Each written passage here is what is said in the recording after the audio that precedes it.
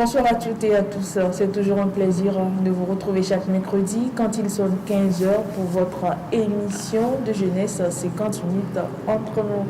J'espère que vous vous portez bien.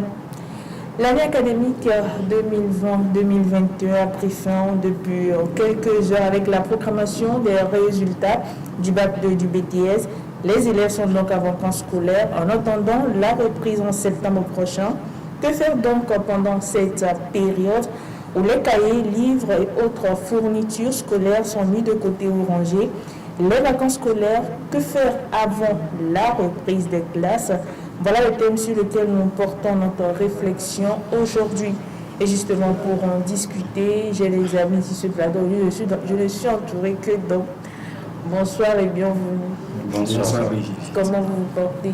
Très bien. Et toi? Ça va. On va se présenter pour les téléspectateurs. Je commence par ma gauche. Mon nom c'est Joseph Boussou. Je suis enseignant au Ghana. Je suis Benjamin Enoseira. Je suis Nicodème Edo. Je suis enseignant de français. Alors, merci d'avoir accepté notre invitation. Je voulais vous donner quelques petits. C'est Joseph Nicodème Edo. Donc ça fait JM et JB.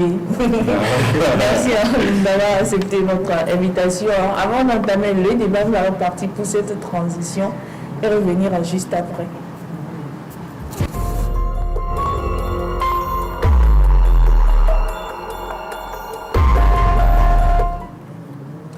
Toujours sur ce plateau, les vacances scolaires, que faire avant la reprise des classes? Voilà le thème qui nous réunit comme il est de coutume dans cette émission. Nous allons essayer de définir les termes JM.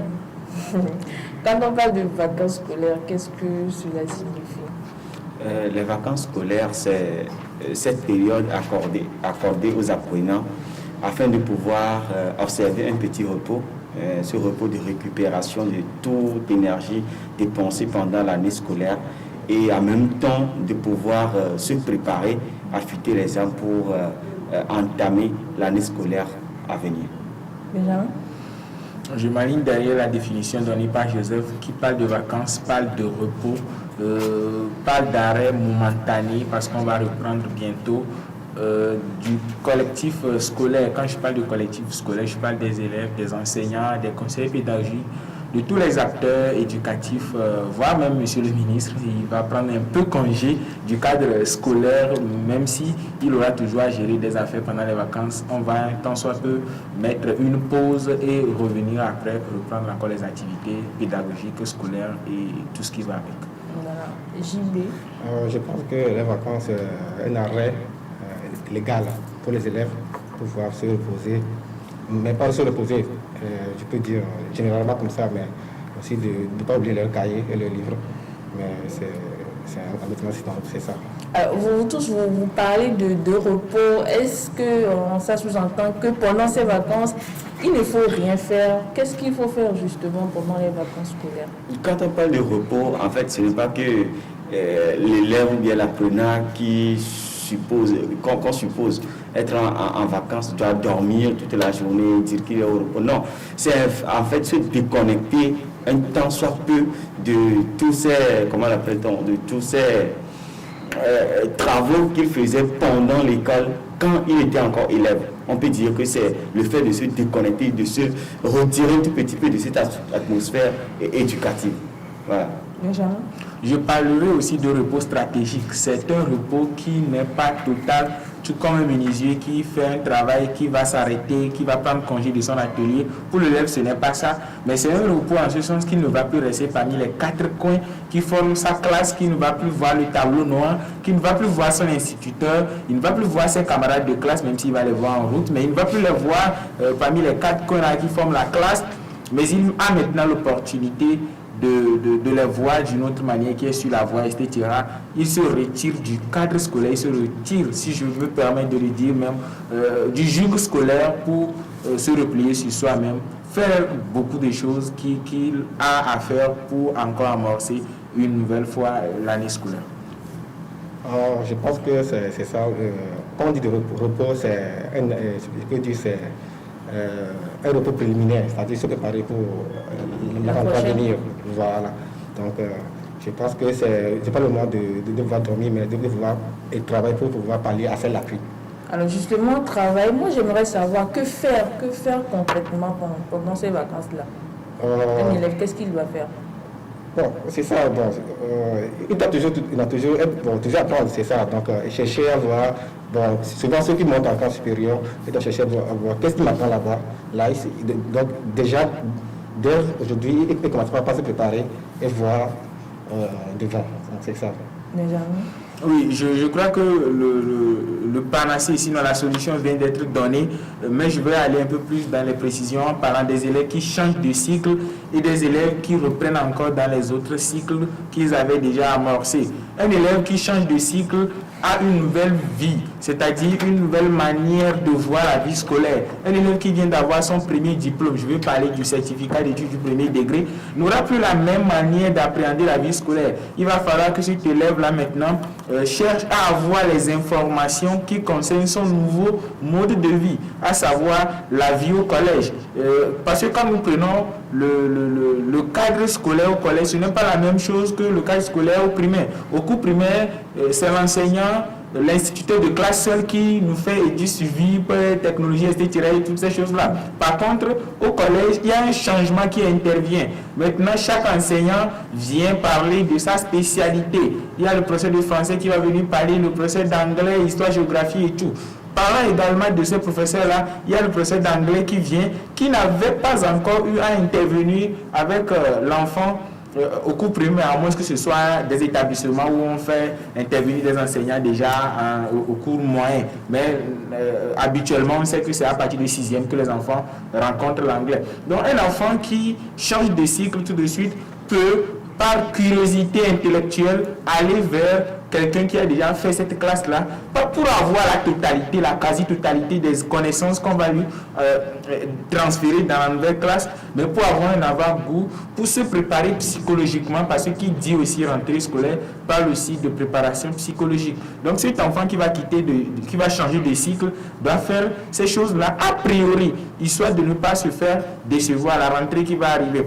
En ce qui concerne celui qui continue dans le même cycle, c'est-à-dire il est maintenant au cours moyen première année, il a réussi, il est parti au cours moyen deuxième année, c'est la même chose en réalité, sauf que lui, il va maintenant aller avoir les informations chez celui qui venait de finir aussi peut-être le certificat d'études du premier degré. C'est une manière aussi de se faire former ou d'avoir un avant-goût. Moi, j'ose même dire que c'est aussi une manière de remplacer, de substituer les cours de vacances, ces informations-là que l'élève peut aller chercher a priori. Justement, nous allons parler de ces cours de vacances. Joseph, qu'est-ce qu'un élève va faire pendant les vacances scolaires? Un élève, comme les autres l'ont dit, pour bien entamer son année scolaire, un élève qui veut être un élève avisé, un élève qui est déjà dans la peau de sa classe supérieure. On parle d'un élève qui a déjà réussi la classe de l'année écoulée et maintenant qui veut entamer une nouvelle classe, surtout pour les élèves qui changent de cycle. Quelqu'un qui quitte la troisième pour la seconde, par exemple, il doit se mettre dans la tête que la série qu'il va aller faire d'abord est une série où les choses, par exemple, les matières ne sont plus de même coefficient. Il doit s'apprêter parce qu'ici, il s'agit d'une préparation psychologique. L'élève qui, dans sa classe supérieure, doit se mettre dans la tête que là où je vais, c'est comme ça se déroule. Même s'il n'a aucune notion sur les cours qui vont se dérouler, il doit savoir au moins l'atmosphère qui se présentera quand il va entamer son année scolaire. Surtout quand Benjamin avait parlé des élèves du cours primaire qui vont au collège. C'est vraiment ça. Il y a certains élèves à la rentrée, ils sont étonnés que le premier professeur qui est venu, on l'appelle encore maître, et c'est quand on a sifflé que l'autre professeur vient pour lui faire un autre cours et il s'étonne pourquoi l'autre a quitté, pourquoi il se pose des questions. Donc, pour des préparatifs en amont, c'est le temps pour l'élève de se rapprocher, de s'approcher, apostropher ses camarades qui ont déjà fait les classes qui sont devant lui, bien la classe qui va entamer l'année suivante pour pouvoir acquérir certaines informations. Et ça va lui permettre de pouvoir avoir des dispositions pour entamer l'année qui va venir. Joseph a quelque chose à ajouter? Oui, c'est ce que mon frère Julien m'a dit. Donc c'est ça, donc il va falloir que les élèves se préparent. Et surtout, ce n'est pas seulement dans le cadre des élèves aussi, mais ceux des parents aussi. Ils doivent aussi apporter leur plus parce que là-bas, il va falloir qu'ils cadrent leurs enfants. Voilà, il faut leurs enfants, actuellement, c'est qu'après au cours des vacances maintenant, c'est les enfants, c'est avec leur portable et avec les réseaux sociaux, on connaît tout. Mais avec ça, c'est les parents qui doivent aussi apporter leur plus. Et maintenant, quand les enfants disent ceci, donc c'est ça. Et pourquoi pas chercher quelqu'un pour les cadrer. Voilà. Brigitte, si vous le permettez, tu portes à croire que nous parlons que des élèves qui montent de niveau en classe supérieure. Non, ce n'est pas ça. En réalité, c'est pour parler en général. Il faut également que nous rappelons que tous ceux qui redoublent également ont quelque chose à faire. Et ces gens-là doivent faire ce que nous appelons le bilan. Même ceux qui ont réussi doivent faire le bilan. Je vais prendre l'exemple d'un élève rapidement qui a réussi au baccalauréat première partie que nous appelons communément probatoire, avec mention je ne sais pas comment on l'appelle, admissible, c'est-à-dire il revient faire l'épreuve orale avant de passer en classe supérieure. Cet élève-là, pour moi, peut-être les pédagogues vont dire autre chose. Pour moi, cet élève-là ne mérite pas la classe de terminale parce qu'il n'a pas eu la moyenne requise pour monter en classe supérieure. Cet élève-là a encore des choses à régler avant de monter en terminale. Mais un élève conscient en réalité doit savoir que si je n'ai pas pu obtenir les 10 qu'on me demande d'avoir, je dois faire un bilan. Si je suis en série A4, F2, G2 ou je ne sais quoi encore, je dois me demander quelle est ma matière de base, comme Joseph venait de l'insinuer déjà, et quelle est la matière qui ne m'avait pas permis d'acquérir le point qu'on me demandait. On peut retrouver un élève en série A4 par exemple qui a un bac scientifique. Je m'explique.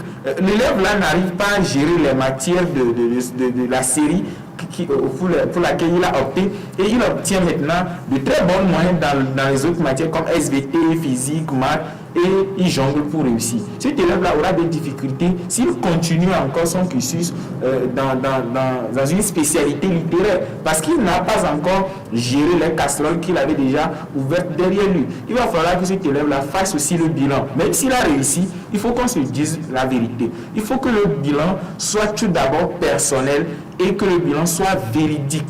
Il faut que je me dise réellement qu'en anglais, au niveau de tel chapitre, ça ne va pas. Et je peux aller jusqu'à même toucher quelques chapitres pendant les vacances pour emblayer les trucs que j'ai creusés avant d'amorcer la nouvelle année. Alors, à vous écouter, ce que les élèves ou bien les jeunes doivent faire pendant les vacances, tout rentre dans le cadre scolaire. Mais la question que je me pose, est-ce qu'à part le cadre scolaire, il n'y a pas d'autres activités que les élèves peuvent faire? Peut-être vendre ou bien d'autres petites activités, Joseph? Est-ce que c'est seulement se préparer pour la prochaine rentrée?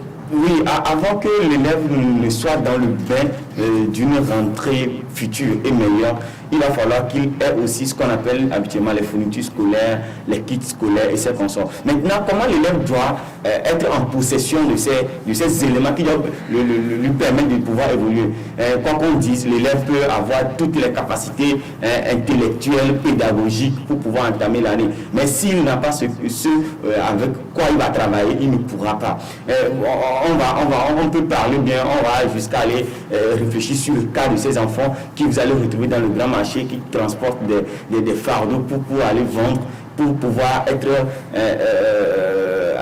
en possession des besoins scolaires. Mais c'est aussi requis, ces travaux-là sont requis. Moi je le dis parce que ces élèves ou bien ces enfants doivent savoir en tout cas, si vous me permettez le terme, le goût de la vie. Parce qu'il y a certains élèves qui sont à la maison, c'est la télé, tout, on se dit, l'élève doit se préparer pour le cadre scolaire et tout s'arrête là. L'élève ne sait pas concrètement le travail que ses parents font pour pouvoir l'envoyer à l'école. Cela aussi provoque, excusez-moi du terme encore, le banditisme sur les élèves. Parce que l'élève ne sait pas la sueur qui est versée avant d'obtenir ce qu'il a en main. Et ça, moi je le dis, l'élève n'est pas obligé d'aller travailler pendant même 12 heures par jour. Non, même 8 heures c'est trop. Un élève peut aller au marché avec sa maman, travailler, vendre des trucs, revenir à la maison, se reposer suffisamment. Et quand il sera temps que la maman ramasse ses marchandises, il doit retourner ou bien elle doit retourner pour aller l'aider. Son papa qui est dans un atelier en train de travailler, l'élève garçon peut aller aider son papa. Pourquoi pas? On peut lui toutefois trouver un travail pour que l'élève puisse gérer de temps en temps son travail. Là, ça lui permettrait de faire quoi? De pouvoir mettre en tête quand il va recommencer l'école. Ah, moi aussi, quand on avait eu les vacances, j'ai souffert comme mes parents pour avoir ce que j'ai en main. Je dois faire tellement des efforts pour pouvoir réussir l'année, ne pouvoir pas doubler pour que ces efforts-là soient nuls. Nous, on en avait fait pendant les vacances. En tout cas, ici à Lomé aujourd'hui, c'est très débordant. Les enfants, il y a certains qui ne travaillent même pas. Et il y a certains aussi que les parents, excusez-moi, ils abusent de la capacité de ces enfants-là. Vous allez retrouver des petits-enfants qui transportent des fardeaux, des grands. Et là, c'est abusé. Je fais appel à ces parents que les travaux, c'est réservé pour les enfants, pour les aider pendant les vacances. Mais il ne faut pas exagérer. Oui, je suis d'accord avec JM.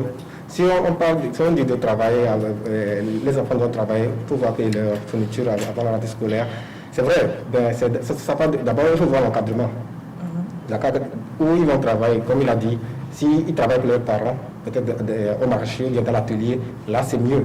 Là, au lieu de les envoyer au marché, ok, aller chercher de l'argent, vas-y, si tu ne trouves pas l'argent, c'est ça. La femme va les faire, comme il a dit là, sur le mot banditisme. C'est là-bas, il part et puis il revient le soir. Ok, donc avec ça, je pense que les parents doivent, bien sûr que leurs enfants doivent chercher de l'argent pour leur fourniture, mais ils doivent chercher l'encadrement, le bon encadrement pour faire encadrer les enfants. C'est ça. Juste pour éviter des problèmes. Parce qu'en le faisant, il les expose plus à des dangers qu'on connaît. Merci.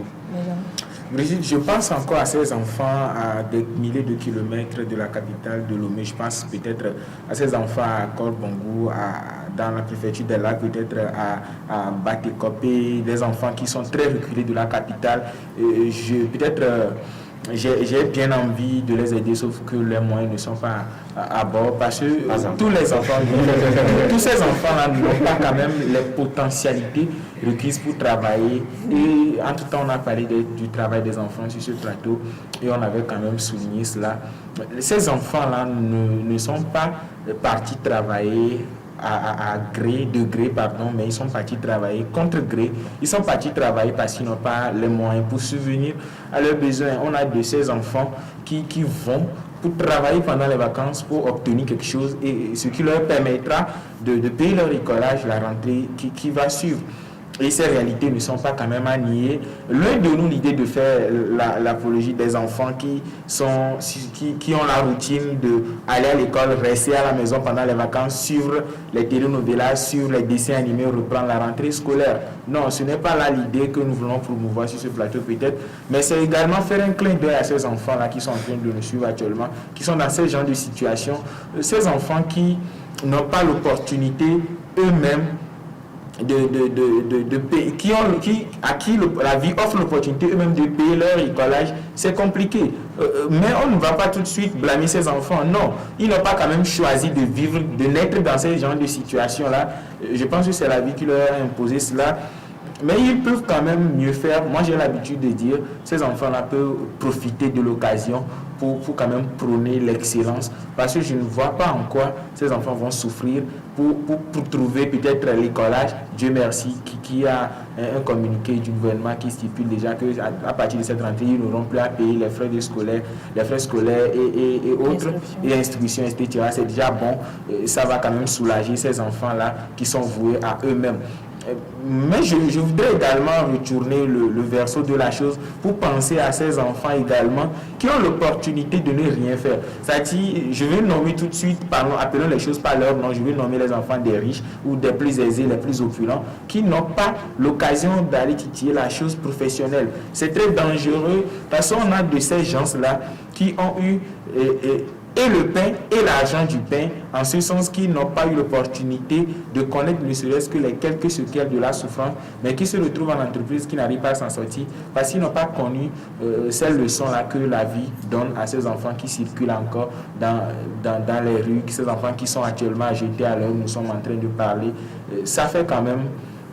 Parfois, ça fait pleurer quand nous voyons ces enfants qui sont voués à eux-mêmes, mais il faut quand même reconnaître que ils peuvent mieux faire, ils peuvent quand même aller dans ce sens-là et profiter, ne pas quand même prendre la quasi-totalité de leur temps pour de l'argent, mais ils peuvent également revenir et faire le bilan, ne serait-ce que dans les dernières heures, et embrasser à bras le corps les études, et nous pensons que ça peut aller. Alors, Joseph, nous parlons des activités et bien, du travail que les élèves peuvent faire en vacances. Moi, je veux savoir, donner des exemples concrets. Qu'est-ce que l'élève, à part peut-être aider maman au marché ou papa dans son atelier, qu'est-ce que les élèves peuvent faire concrètement pendant les vacances? Pour chercher de l'argent ou... Non, pas forcément de manière pécuniaire. Oui, un élève, c'est le lieu aussi, à part préparer sa rentrée pédagogique à venir, aider ses parents dans les diverses activités. Je peux dire que l'enfant, c'est aussi le temps pour lui de pouvoir acquérir d'autres formations, aller à d'autres formations. On a toujours cette habitude-là de voir des enfants, bien des affiches qui parlent d'initiation à l'informatique, il y a certaines choses. Oui, c'est le temps où l'élève peut apprendre en 2 semaines quelque chose qu'il ne pourra jamais apprendre à l'école. Ce n'est pas toutes les écoles qui disposent de l'informatique, de l'outil informatique dans son enseigne. Mais parfois, on demande en 3e d'aller faire des exposés, saisir et amener. Où est-ce que l'élève peut faire ça? Où est-ce qu'il peut faire ça? Parce que le monde est maintenant voué à l'informatique. L'élève peut aller faire cette formation. Pourquoi pas un élève, une élève fille peut aller faire une formation en saponification. Elle peut toutefois aller faire une formation en pâtisserie. Pourquoi pas? Pour que l'année prochaine, ou bien pendant l'année, elle peut se servir de ça même. Faire ces petits exercices de l'art culinaire, voilà, c'est pour même une formation de soi-même. L'élève ne peut pas, l'élève qui est mieux disposé, par exemple, ses parents n'ont pas besoin de lui, par exemple, pour vendre dans sa boutique ou quoi que ce soit. L'enfant là, on ne peut pas dire qu'il a tout, ou bien les parents ont tout à sa disposition, mais ils ne veulent pas que l'enfant puisse souffrir comme il le faut. De temps en temps, elle peut passer du temps, cet enfant peut passer du temps avec ses parents dans les activités. En dehors de ça, quand elle dispose la plus grande partie du temps pour rester chez soi, apprendre ou bien préparer la rentrée, c'est comme ça, on n'en a pas besoin de temps, trop de temps pour préparer la rentrée. La rentrée, les vacances sont souvent en 2 mois. 2 mois, 1 mois pour se reposer, récupérer. En 2 semaines, un élève peut s'asseoir comme si il était encore sur les bancs ou bien en période de cours, préparer la rentrée à venir. Mais avant ça, moi je me dis, l'enfant peut aller acquérir d'autres formations ou bien d'autres informations. L'intellectualité, c'est très grand. L'élève, c'est le temps aussi de pouvoir apprendre ce qu'il ne pourra jamais apprendre sur le banc d'école.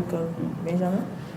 Oui, un enfant qui a l'occasion d'avoir quelques temps pendant les vacances peut également profiter de ce temps-là et avoir d'autres choses, comme Joseph l'avait dit. Moi, j'ai l'habitude de dire malheur à cet enfant qui ne sait pas faire ce que son papa sait faire ou sa maman sait faire. Je répète, malheur à cet enfant qui ne sait pas faire ce que son papa ou sa maman sait faire. Quand ton papa est menuisier et que tu ne sais pas néanmoins faire des petites chaises pour que les gens puissent s'asseoir, tu ne sais pas en quoi, est-ce que toi, tu as raison de... Est-ce une obligation? Non, ce n'est pas une obligation, mais ce sont les réalités qui nous obligent. Parce que nous sommes dans un pays francophone, que nous le voulions ou pas. On ne nous demande jamais qu'est-ce que tu sais faire, mais on nous demande qu'est-ce que le diplôme dit que tu sais faire. Et quand un enfant est là et il ne voudrait pas profiter des occasions que la vie lui offre, supposons qu'il y a un enfant qui a un papa menuisier et une maman couturière, cerise sur le gâteau. Il va falloir que cet enfant sache rapidement comment on fait les petits tabourets. Et pendant les vacances, à l'œil devant tu, il installe déjà sa petite boutique de commercialisation des petits tabourets là-bas.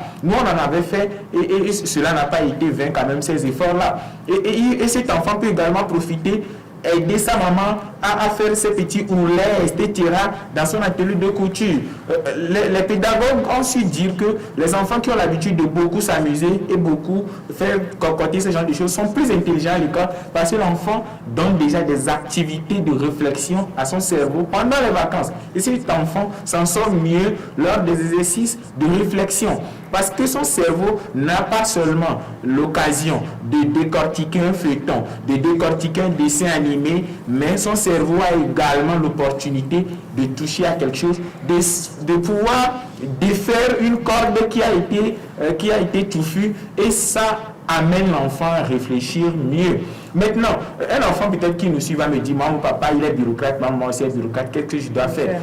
Ce n'est pas quand même la fin du monde. Joseph parlait tout de suite de ces initiatives informatiques, etc. L'enfant peut d'ores et déjà éviter de créer des trous dans son CV. C'est dangereux quand on ne sait qu'aller à l'école dans cette vie actuelle. Il ne faut pas seulement savoir aller à l'école, il faut également savoir faire autre chose que l'école. On a connu des gens dans ce pays qui travaillent dans le domaine où ils n'ont jamais suivi de formation. Et ces gens-là sont peut-être en train de nous suivre, sont en train de doliner de la tête. Il ne faut pas quand même que l'enfant se dise, je suis en train de faire série A4, je suis en train de faire série D. Tu vas finir avec série A4, peut-être que tu n'auras même plus l'opportunité d'exercer dans série A4, série D, bac, quoi, je ne sais. Mais il va falloir que tu regardes également à côté. J'avais un ami quand on était encore au lycée qui se donnait cette peine-là à l'époque, mais j'ai compris après que ce n'était pas une peine. D'aller vers peut-être un menuisier, d'apprendre ne serait-ce que comment on détache les choses, on déballe les choses, on décoffre les choses. Et chaque vacances, il a toujours des compétences qu'il acquiert avant de revenir la rentrée prochaine. Et quand nous faisons souvent, on a l'habitude dans notre école de faire des travaux manuels entre nous, et il démontre des talents exceptionnels lors des semaines culturelles qui nous émouvaient. Et maintenant, quand il est là lui-même, il a su développer ces choses-là. Et je crois qu'il n'a pas quand même raté l'occasion ou l'opportunité qui s'est donnée quand il était encore élève. C'est peut-être une manière pour nous de dire à ces élèves que la vie actuelle ne veut plus que des diplômes, même si la situation oblige les gens à avoir que des diplômes. Alors, Joseph, que penses-tu de ces élèves ou bien de ces enfants qui, pendant les vacances, c'est la télévision, jouer au billes, aux cartes? De toute façon, vous l'avez défini sur ce plateau, c'est une période de repos. Oui. Bon, est-ce une bonne chose ou bien... Oui, bon, des fois, les enfants, ils en ont besoin, des fois, pour pouvoir s'amuser, pour pouvoir extérioriser leur stress et autres. Mais ça aussi, ça fait partie, mais de ne pas trop pencher sur le fait de jouer, des cartes et des billets ou bien regarder la télévision ou jouer à la PlayStation qui va faire de toi PlayStation. Voilà la PlayStation. Donc je pense que c'est déjà quand on dit le repos même, c'est pas ça. Donc le repos même, c'est pas seulement d'aller jouer, mais essayer de pouvoir mettre un calendrier. Voilà, comme on le dit en anglais, faire un timetable pour toi-même et pouvoir c'est ça. Donc je pense que c'est ça. Donc c'est pas seulement se pencher vers le jeu, mais aussi se baser sur soi. Donc faire une rétrospection sur toi pour voir qu'est-ce que tu peux faire pour toi-même. Oui, moi je félicite d'ores et déjà ces parents-là qui, avant même les examens, programment ce que les enfants peuvent faire. Et ça, c'est je connais certains parents, c'est dans leur habitude. Quand l'enfant va à l'examen, il sait à peu près ce qu'il doit faire pendant les vacances. Il sait quand est-ce qu'il doit s'amuser, quand est-ce qu'il a le temps d'aller jouer au football, quand est-ce qu'il peut aller faire une formation, quand est-ce qu'il doit faire telle ou telle chose. C'est ça, l'ami vient de le dire, il faut faire une planification.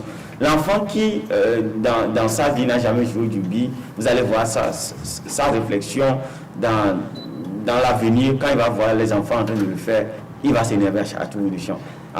Voilà. C'est comme des actes manqués pour cet enfant-là. Il doit le faire. Ce sont des choses qui portent mieux que l'enfant même. En géométrie, c'est démontré même que l'enfant qui s'est tiré au billes, à des distances, voilà. C'est un enfant qui ne rate pas. On dit tracer des lignes, l'enfant trace 2 minutes. Il se rate du maladroit. Mais il y a certains élèves, surtout certains élèves gauchers, comme j'ai connu, quand ils sont au billes, vous allez voir, à chaque fois, ils retroussent toujours leurs manches et c'est le billes. Ils jouent très bien. Et quand il s'agit du cahier, surtout en mathématiques, ils réfléchissent très bien aussi. C'est-à-dire c'est une réflexion, ce sont des manières, comment manier le jeu que tu es en train de faire. Mais ce n'est pas aussi, quelqu'un dira, c'est l'abus qui va dégrader les choses. Ce qui est demandé aux élèves, c'est de pouvoir s'amuser, oui. Mais il faut que les parents recadrent leurs enfants côté amusement. Il y a certains parents, c'est les vacances, il faut les laisser. Mais c'est ça l'enfant va faire jusqu'à ce que le temps de vacances, et puis les psychologues ont démontré, pendant 21 jours, quelqu'un qui fait les mêmes choses pendant 21 jours devient une habitude pour lui. Même si les premières semaines de la rentrée, l'enfant va continuer par jouer des billes, même avant de revenir à la maison. Parce que c'est ancré en lui pendant 2 mois. Qu'est-ce qu'on peut faire? On ne peut rien. Mais un enfant qui le fait, il revient. Il sait qu'en cette période-là, il va le faire. Et les parents doivent veiller à ça. Moi, s'amuser, c'est bien pour les enfants, mais jusqu'à quel âge? C'est la question qui pose. Voilà. S'instruire sans se divertir, c'est se nuire. Donc, quand les enfants sont en train de s'instruire, il faut que ces enfants aient aussi l'opportunité de se divertir un peu. Mais moi, je veux également attirer l'attention des enfants sur ces jeux didactiques. Qu'est-ce que je veux nommer jeux didactiques? On a souvent, hormis les jeux traditionnels, chanter les comptines, les berceuses, il y a aussi de ces jeux-là qui nous instruisent également, même en nous divertissant. Il y a ces jeux-là qui nous apportent d'autres informations. Il y a un jeu qu'on appelle souvent « Veux-tu te marier ?» On met oui, non, oui, non. Les enfants qui sont en train de le suivre déjà savent de quoi je parle. Ces jeux-là apprennent, sinon donnent des informations géographiques à des enfants. En ce sens que l'enfant qui fait ce jeu connaît non seulement la capitale de certains pays, mais aussi les continents, les 5 continents, sinon les autres continents que l'enfant ne maîtrise pas encore. Ça donne également l'opportunité à l'enfant de connaître, de renchérir sa JBC intellectuelle, je vais nommer sa culture générale. L'enfant qui ne connaît pas le nom des joueurs, l'enfant a aussi besoin de ces choses pour faire sa personnalité. Ces informations-là, ce jeu-là peut donner ça à un enfant. Pourquoi ne pas aller peut-être dans les bibliothèques? Pourquoi ne pas participer aux braderies des livres? Quand on brade des livres, l'enfant peut également aller là-bas. Et je ne sais pas peut-être pourquoi, mais ça va venir. Nous n'avons pas la culture, cette culture de la littérature de jeunesse dont l'enfant a besoin. Vous allez voir lors des anniversaires, malheur encore à ces parents-là qui n'achètent que des jouets à leurs enfants quand ils sont en train de fêter leur anniversaire. On peut également offrir des livres aux enfants quand ils sont en train de fêter leur anniversaire. Surtout les livres de la littérature de jeunesse, des dessins animés, des bandes dessinées qu'on peut encore offrir à l'enfant qui tout de suite donne l'opportunité à l'enfant de réfléchir. Parce que les spécialistes de la littérature de jeunesse ont toujours montré ou démontré et réitéré que quand l'enfant s'instruit à base des bandes dessinées, des albums, des photos et autres, l'enfant là devant une épreuve de mathématiques, de sciences physiques, réfléchit mieux par rapport à un enfant qui n'a pas l'opportunité de découvrir ces choses-là. Parce que quand nous prenons par exemple un dessin animé, loin de moi l'idée de faire peut-être la publicité pour un dessin animé type, mais quand nous prenons ces dessins animés que les enfants suivent habituellement, quand nous prenons les petits chauffeurs par exemple, où l'enfant découvre d'un nouveau mot, moi-même j'ai été surpris de découvrir récemment que le mot chauffeur, ça ne veut rien dire en réalité. On peut l'adapter à des circonstances comme on veut et on peut également l'utiliser pour tromper les gens dans des situations. On peut dire je suis en train de chauffer pour dire que je ne sais pas ce que je fais en fait. C'est amusant, mais tout de suite ça fait rire. C'est un jeu de mots, c'est un jeu de lexique. L'enfant peut tout de suite profiter de ces genres de situations-là. Également, l'enfant ne doit pas considérer ces jeux ou bien les dessins animés, tout ce qui va avec, comme étant un laisser-aller où on ne surveille pas l'enfant là-dedans. Parce que quand l'enfant suit excessivement, Joseph l'avait dit, ça devient une habitude et l'enfant devient une personne qui a de la routine envers ces choses et c'est très dangereux. Souvent quand vous prenez une troupe d'élèves ou un groupe d'élèves de 10 élèves par exemple à la rentrée, vous leur demandez, parce que les professeurs de français ont l'habitude de faire ça, on dit racontez vos vacances. Les enfants font des routines, je vais chez ma mère, je mange, je retourne, je suis dessin animé, je dors. C'est très dangereux. Il faut que les enfants aient également cette manière-là d'intégrer des choses nouvelles dans leur habitude. Pourquoi ne pas conduire des enfants dans des lieux d'attraction puisqu'ils sont en construction dans notre pays? Je ne vais pas quand même donner de nom. On a quand même ces lieux-là où les enfants ont l'opportunité de s'amuser et de s'instruire simultanément. Même parlant de jeu, pourquoi ne pas installer dans votre maison ce jeu de Scrabble qui permet aux élèves en même temps de connaître des mots et de pouvoir les écrire, découvrir eux-mêmes des mots. Parfois ils font des combinaisons et ils se disent ah, ce mot existe, ah vraiment. Ça les encourage en fait. Pourquoi pas en tant que parent, même ce sont des jeux que les grands font qui amènent à réfléchir. Tu prends un petit temps avec toi. Ça dit, ça va lui permettre, même quand tu n'es pas là, ça lui permet déjà de pouvoir s'essayer à l'orthographe en français. Pourquoi pas ce mot peut être retrouvé en anglais, un mot comment on appelle ça, en mathématiques qui pourra toutefois essayer de rebooster le niveau intellectuel de l'enfant. En même temps, ces jeux-là arrivent comment l'appelle-t-on, à permettre aux enfants de pouvoir être à l'aise. Quand Benjamin parlait des films à regarder, il y a certains films qui instruisent de façon... Alors justement, quand on prend la télévision, un enfant qui est devant la télévision, qu'est-ce qu'il doit suivre pendant les vacances? Voilà, qu'est-ce qu'il doit... Les films d'action, les dessins animés, qu'est-ce qu'il doit suivre? Voilà, toutefois, on ne peut pas refuser catégoriquement les films d'action, mais il faut que les parents sachent ce que les enfants doivent regarder. Et là, qu'est-ce que l'enfant doit regarder? Ce qui doit aller à l'éducation de l'enfant. Parce que parfois, on regarde pour regarder, l'enfant regarde pour regarder, mais le cerveau, après avoir regardé, arrive à assimiler, à remanier l'information. Et c'est là où l'enfant, dans une discussion, peut employer un mot qu'il a retrouvé ou bien qu'il a écouté à la télé. Ce mot-là, il ne saura même pas que le mot est adapté au contexte, mais en expliquant, il peut se rendre compte qu'il a pris un nouveau mot. Donc c'est là où l'enfant peut apprendre, comment l'appelle-t-on, à regarder les films qui amènent à l'instruction. Ce n'est pas, moi aussi, je pense que ces parents doivent plutôt, en voulant adapter, savoir les chaînes que les enfants doivent regarder, et même eux-mêmes peuvent adapter les films sur les clés USB des disques pour pour mettre à la portée de ses enfants, mais laisser l'enfant devant une télé où le parent va au boulot et c'est un film intéressant qui peut éduquer l'enfant qui est en train de se passer. Mais reste à savoir, quand le parent va partir, qu'est-ce qui s'en suivra? C'est le problème. Donc les parents doivent veiller toujours à ce que l'enfant doit regarder comme la télé. On ne peut pas bannir la télé du programme des vacances de l'enfant. Voilà. Alors, tu as anticipé ma question. Joseph, quelle doit être la part des parents pendant ces vacances scolaires? Comment les parents doivent-ils encadrer leurs enfants pendant ces vacances scolaires? Oui, je pense que... les encadrer, c'est la chose la plus sine qua non pour les parents. C'est-à-dire essayer de les mettre leurs enfants devant la réalité. C'est-à-dire que, comme vient de le dire mon frère JM, il a dit, par exemple, si l'enfant veut regarder la télévision, par exemple, il va falloir que le parent essaie de garder son enfant, de lui montrer qu'est-ce qu'il faut regarder et que de ne pas regarder. Voilà. Et même, pourquoi pas, après avoir regardé un film, tu peux essayer de lui poser des questions. Qu'est-ce qu'il a compris? Qu'est-ce que tu as compris dedans? Ou bien, qu'est-ce que tu as vu? Parce que dans le film d'action, par exemple, il n'y a pas seulement les armes, il y a aussi de nouvelles technologies qui sont mises en place, à part l'informatique. Donc, avec ça, le parent peut lui poser la question, mon fils ou ma fille, qu'est-ce que tu as trouvé? Ou bien, qu'est-ce que tu as trouvé de plus intéressant dans le film? Et là, je pense que c'est avec ça que les parents peuvent arriver à encadrer les enfants.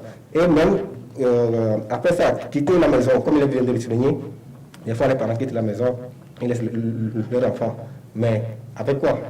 Il faut regarder tout au-dessus de toi. Avec, par exemple, il vient de dire copier, imprimer sur une clé USB, ça serait plus propice que de laisser l'enfant comme ça dans le vide et dire, bon, ok, que moi je pars au boulot, bon, ok, toi tu t'en sais de tout. Alors, je crois qu'avec ça, les parents doivent revoir ça et voir, pourquoi pas laisser quelqu'un avec eux? De plus mature avec les enfants afin de plus les cadrer. Je pense que ça, c'est le premier. Voilà. Avant quand même de revenir, de faire quelques recommandations pour les parents, je voudrais remercier les chaînes de télévision qui font un travail louable. Pourquoi je dis cela? Nous remarquons que les télévisions et les radios, pendant les vacances, changent un peu leur programme et mettent à la disposition des enfants des émissions très didactiques. Mais quand nous prenons les enfants qui suivent souvent la télévision, les enfants font le zapping quand ils arrivent sur ce genre de programme. Cette émission, par exemple, l'un de nous, l'idée de dire que c'est la meilleure émission qui puisse exister, mais les enfants peuvent quand même profiter de cette émission et avoir quelques compétences, quelques connaissances, je voudrais dire. Mais tout dépend du parent. Qu'est-ce que le parent dit devant les enfants? Qu'est-ce que le parent préfère? Quelles sont les habitudes du parent? Parce que, quoi qu'on dise, tout enfant est l'image toute faite de ses parents. Nous avons pour premier mentor nos parents. C'est ce que nos parents sont en train de faire devant nous que nous faisons. Voilà pourquoi en public, quand un enfant insulte, on demande d'après souvent ses parents. Quand un enfant danse mal, on demande d'après souvent ses parents. Et quand un enfant fait aussi de belles choses, on demande aussi d'après ses parents. C'est pour dire que les enfants sont faits à l'image de leurs parents. Maintenant, pour revenir à ce que les parents doivent faire directement, il faut que les parents sachent que les programmes de télévision ne sont pas quand même scindés. La télévision ne viendra pas dire attention, nous sommes en train de faire les choses des adultes. Non. Mais il faut également que nous reconnaissions qu'il y a une heure. À partir de 22 heures, la télévision suppose que les enfants de moins de 18 ans, les mineurs, sont en train de ronfler et la télévision peut passer certaines choses. Mais un parent qui sait que non, à telle heure, mon enfant ne doit pas suivre, mais qui laisse son enfant suivre et après on jette les discrédits sur les chaînes de télévision, je ne suis pas d'accord.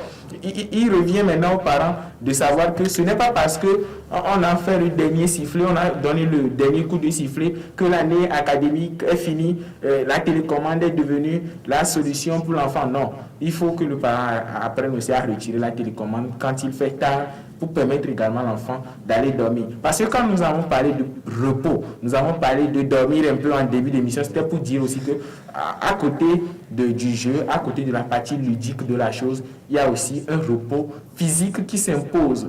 Le parent doit s'assurer que son enfant a également dormi, son enfant suffisamment eu le temps de se reposer, a le temps de permettre à son corps de se reposer. Sinon, ce sont les maladies répétitives qui vont en suivre dès les premières semaines de la rentrée parce que le corps ne s'est pas reposé. Le corps a encore fait des activités très fortes pendant les vacances et on a des répercussions quand la rentrée va commencer. Voilà un dernier point. Nous allons parler maintenant des cours de vacances. Ces cours organisés pendant les vacances, ton avis là-dessus, est-ce une bonne chose? Je me dis, les cours de vacances, ça se fait habituellement en un mois et c'est le lieu où les enfants qui n'ont pas d'encadreur à la maison ont cette opportunité d'être encadrés. Parce que il y a certains élèves ou bien certains parents qui veulent toujours que leurs enfants soient dans le bain éducatif. Mais il est force de constater que une fois que la rentrée, les vacances, les coups de sifflet des vacances sont arrivés, les enfants sont en plein bout de s'amuser. Maintenant, à l'école, bien pendant ces cours de vacances, c'est le lieu où l'enfant n'est pas soumis à toutes les matières ou bien à toutes les disciplines au cours de l'année. Mais on arrive quand même à pouvoir sortir des zones de cône d'ombre pour pouvoir élucider un peu avant que l'enfant ne reprenne l'année à venir. En fait, moi je vais dire que ce sont de bonnes choses qu'on fait. Parce que loin de moi l'idée de certains qui ont toujours devant cet aspect du business de la chose, c'est le lieu où, je réitère encore, l'enfant est bien encadré. Le parent qui n'a jamais eu le temps de rester à la maison, lui n'a pas de vacances comme ses enfants pour rester à la maison, savoir concrètement ce que les enfants font. Puisque pendant même la période de l'école, l'enfant va à l'école, il revient à midi. Le parent qui est au service se demande qu'est-ce que mon enfant fait en cet instant-là pour ne pas gâcher sa vie, pour ne pas mettre à l'eau toute l'éducation qu'il est en train de donner à la maison. Donc, en cette période-là, l'enfant doit aller à l'école. Le matin, le papa aussi pas. Et là, je vous dis, pour ceux qui l'ont déjà suivi, c'est des moments de relaxation, c'est des moments relax que l'enfant a amené même à s'amuser un petit peu, mais à travailler également. Là, on lui donne en même temps les deux aspects, les deux côtés de ce que nous sommes en train de dire ici. Le repos pour l'enfant, le côté d'amusement, et en même temps, l'enfant travaille. Et là, après, dans la soirée ou les heures qui vont se suivre, l'enfant doit travailler comme il le faut. Maintenant, les gens se posent la question, ces cours de vacances, c'est encore pour torturer l'idée de l'enfant. Bon, moi, je vais plutôt dire que c'est un moment où on fait revenir l'idée de l'enfant. Parce qu'il y a certains, ils perdent toutes les notions une fois que les vacances arrivent. Et c'est comme quand ils viennent l'année qui va suivre, même les doublants d'une classe, c'est comme si c'est maintenant, ils viennent de commencer. Et certains n'arrivent même plus à tenir le bic, excusez-moi. C'est très compliqué. Donc ici, moi je peux prôner plutôt ces aspects de cours de vacances. Et il y a certains parents qui se disent, ces cours de vacances sont... comment l'appelle-t-on, ne sont pas bien organisés et qui préfèrent plutôt, ces parents qui sont un peu aisés financièrement, qui préfèrent plutôt faire venir un encadreur dans leur maison pour pouvoir soutenir encore le niveau intellectuel de leurs enfants. Moi, je vais dire que ce sont des bons moments que les enfants, surtout, doivent faire tous les efforts pour y participer et en jouir.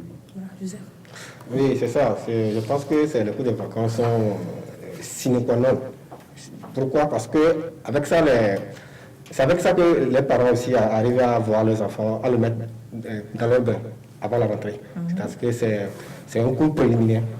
C'est là-bas que les élèves essaient de l'enseignant essaie de pouvoir cadrer les élèves avant la rentrée. Voilà, exactement.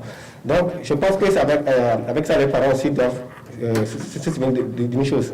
Quand on dit les cours de vacances, c'est pas d'aller comment dire ça, c'est pas pour comment dire ça, déranger l'enfant, ou bien le cerveau de l'enfant dit que ok, il vient d'avoir les vacances, et en même temps il demande voilà. Il continue comme ça. Donc, ils doivent aller et cela aussi les permet de pouvoir se dégager un peu. Parce que quand ils sont au boulot ou bien ils sont occupés, là, quand les parents sont à l'école, ça leur permet un peu de pouvoir se dégager. Donc, c'est ça. Voilà. Je m'aligne derrière eux, je suis d'accord avec les cours de vacances parce qu'on nous avait fait suivre les cours de vacances, on n'était pas morts, ça nous a aidé. Je pense que les cours de vacances vont également aider nos prédécesseurs, sauf que les autorités ont peut-être vu une autre facette de la chose qui est le côté plus commercial, qui n'est pas bon. Je pense qu'ils vont dans les jours à venir s'asseoir pour que les gens puissent comprendre en réalité le bien fondé de la chose et mieux faire cela pour que les cours de vacances reviennent. Parce que pour moi, les cours de vacances nous ont aidé à avoir des idées a priori, comme j'ai toujours l'habitude de le dire, sur les classes que nous embrassons. Voilà, merci à vous pour le débat. Avant de refermer définitivement les portes de ce numéro, nous allons partir pour la dernière rubrique, Top secret de la langue de Molière.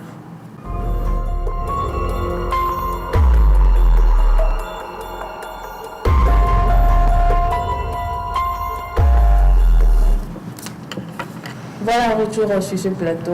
Benjamin, bonsoir. Bonsoir Brigitte, bonsoir. Alors, avant que tu ne commences, Molière, il est là ou bien il est là parce que puisqu'il sait quand même que les enfants seront en train de le suivre ce soir, il a fait son mieux pour nous donner encore de jolis cadeaux. Top secret de la langue de Molière, si la réalisation le permet, nous allons partir pour l'expression latine du jour. Il s'agit de l'expression via, qui signifie en passant par ou par le biais de. Donc quand je dis via WhatsApp, ça veut dire tu vas m'envoyer ça en passant par WhatsApp ou par le biais de WhatsApp. Donc nous avons souvent l'habitude de dire envoie-moi ça via Bluetooth, via WhatsApp, via Senda. C'est une expression latine qui signifie en passant par. Donc nous comprenons d'ores et déjà aussi désormais la signification de via et nous n'allons plus l'utiliser peut-être à tort ou à travers. Alors juste pour blaguer, pourquoi via WhatsApp, via Timoni? Envoie-moi aussi l'argent via Timoni, c'est possible. D'ailleurs c'est l'université.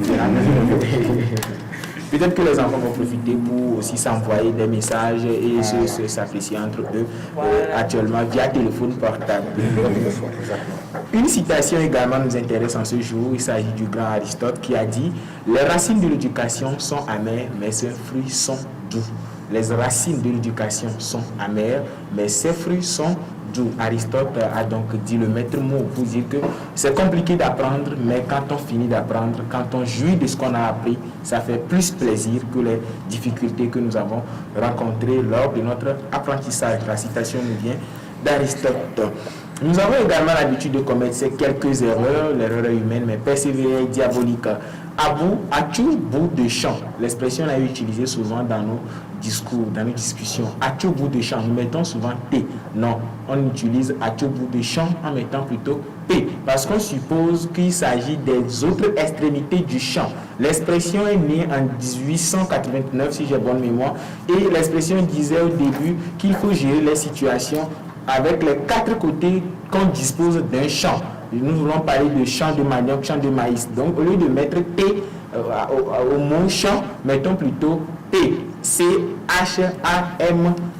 Donc, à tout bout de champ s'écrit avec C-H-A-M-P. Différence entre deux mots, nous avons le mot industrieux et le mot industriel.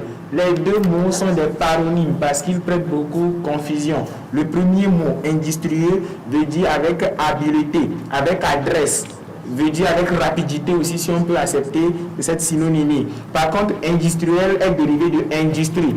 Une exportation industrielle pour dire que l'exportation là est faite dans le domaine industriel. Je reprends, industrieux est synonyme de adresse, d'habileté, de rapidité. Par contre, industriel est un adjectif dérivé de industrie. Pour finir, nous avons une image du jour comme nous avons l'habitude de le montrer à nos téléspectateurs. Ce qui nous intéresse, c'est la partie de fer, la partie métallique, pardon, qui se situe entre le bois et la gomme. C'est un crayon, c'est l'extrémité d'un crayon. Comment est-ce qu'on appelle en bon français? Les deux Joseph sont mis peut-être à l'école ce soir. On était en privé, peut-être c'est calcul mental, calcul écran, réfléchi, c'est dans la bouche. C'est ça. Exactement. Joseph a dit beaucoup de ce qu'il mettait souvent dans la bouche quand il était encore petit. Ça s'appelle en français la virole. La virole. V-I-R-O-L-E. La virole. V-I-R-O-L-E. Voilà donc qui me fait un top secret de la langue de Moulin, dédicace spéciale à Ambroisine qui vient de réussir au baccalauréat deuxième partie. Merci, on le dit en félicitations. Pardon? Ambroisine, c'est... Alors vous êtes demandé à D'accord, merci à toi Benjamin, merci également à Joseph Bossou. Joseph Mikodové, voilà. Merci également à vous, très chers téléspectateurs, de nous avoir suivis. Je dis également merci à toute l'équipe technique, Souleymane Abdou, Sylvie, David, Jeff, également à Bethel qui nous suit. Nous allons dire au revoir et à mercredi prochain.